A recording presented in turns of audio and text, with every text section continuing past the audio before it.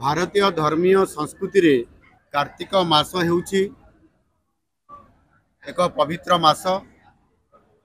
आउ एही मासरे मध्य अनेक पूजा पार्वण मध्य अनुष्ठित होता है।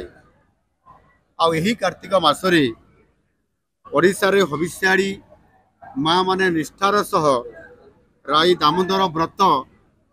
बा कार्तिक व्रत प्रति वर्ष पालन करि थांती। आ श्रीक्षेत्र पुरी रे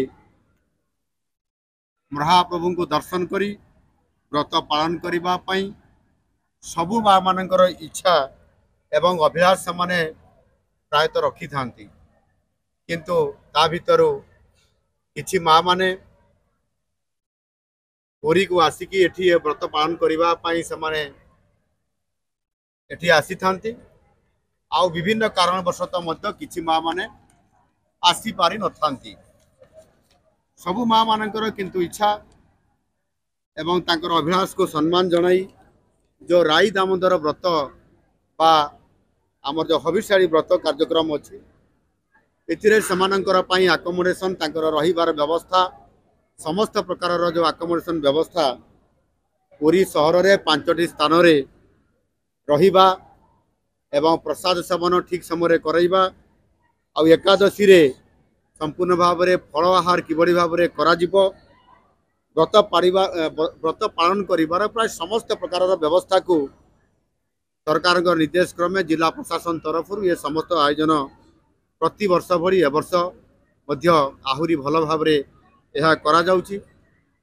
आज ये कार्यक्रम जोठी आमे आज उपस्थित अछंती वृंदावती निवास ता सहित मध्य बगला धर्मशाला रेलवे टूरिस्ट कॉम्प्लेक्स रेलवे कल्याण मंडप और मोचीसाई कल्याण मंडप ठारे यही भाव में 5टी ये निवास रे 2500 रु 2500 माँ मानकर पाई ये समस्त व्यवस्था इथिरे माँ मानकर समस्त केमती सुविधा रे हेबो कष्ट न पाइबे तथा समय समस्त कार्य को ठीक भाव में से करि पारिबे सेति पाई समस्त व्यवस्था को संपूर्ण एवं सुनिश्चित करा जाइछि। चलित वर्ष ये समस्त व्यवस्था तांकर रहणी एवं सुविधा पाई प्रति वर्ष परि ए वर्ष मध्य तार बजेट रे व्यवस्था करा जाइछि। चलित वर्ष 3,30,00,000 टंकार अधिकतर व्यवस्था करा जाइछि जहा कि गत वर्ष तुलन में 70 लाख अधिक माँ माने जेपरि भलरे व्रत पालन करिवे एवं ठीक समय जाइकरी महाप्रभु को दर्शन करि परिबे आ से संपूर्ण दायित्व जिला प्रशासन को दिया जाइछि। एवं जोठी से रोचंती जो 5टी धर्मशाला रे सेठी से किभली भाव में भजन कीर्तन एवं विभिन्न प्रकार समस्त सुविधा तांको पई करा जाइछि। एवं यह निश्चित भाव में माँ माने प्रति वर्ष यही भाव में आसुथांतु तांकर समस्त सुविधा व्यवस्था सरकार के तरफ करा जाउछि कौन प्रकार असुविधा नहीं एवं सेमाने मध्य भारी खुशी अछंती। सेमाने आम समस्त को सरकार को